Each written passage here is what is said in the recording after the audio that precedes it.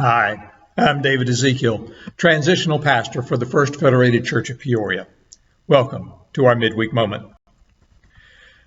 Have you ever wanted to learn the secret to success and happiness? The great Jack Welch, CEO of General Electric, discovered the first step to achieving success and happiness and shared it with us all. Stated very simply, he remarked, "Face reality as it is, not as it was, or as you wish it to be."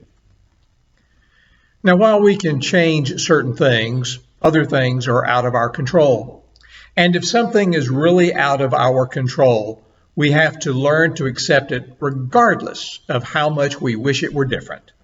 We may not like the law of gravity and may wish it did not exist, and yet most of us accept it and learn to live with it. If we refuse to accept the reality of this law, we will not survive for very long. And even if we do, we will experience constant frustration. The same applies to every fact of reality, such as the fact that it is impossible to literally go back in time and undo something that was done, or the fact that all of us have some real physical limitations. Instead of evading reality and spending our life engaged in wishful thinking, we ought to spend our time and our efforts on real thinking. Allow me to make my point.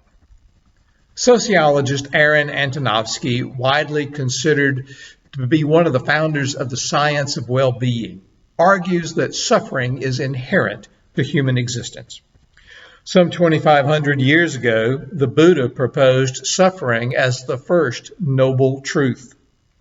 According to Antonovsky and the Buddha, difficulties, dissatisfaction, despair, and unhappiness are part and parcel of everyday life. Are they both fundamentally pessimistic about human life? No, they're being realistic. This realism comes in stark contrast to the promises dispensed by some self-help gurus of today who claim to know the shortcut to the good life.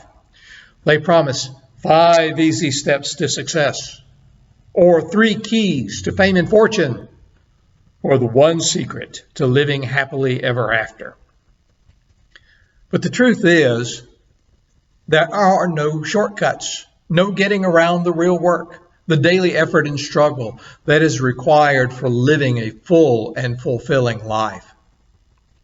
After recognizing the reality of suffering, Antonovsky went on to study how some people learn to better deal with suffering, whereas the Buddha explored how to relieve suffering.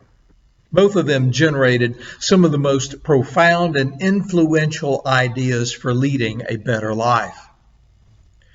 Whether your concern is business, science, relationships, or simply leading a happier life, success requires that you first face reality. After that, the next step moves you closer to that goal. I'm David Ezekiel. Thank you for sharing this midweek moment with me as you start on your journey to success and happiness. Blessings to you today.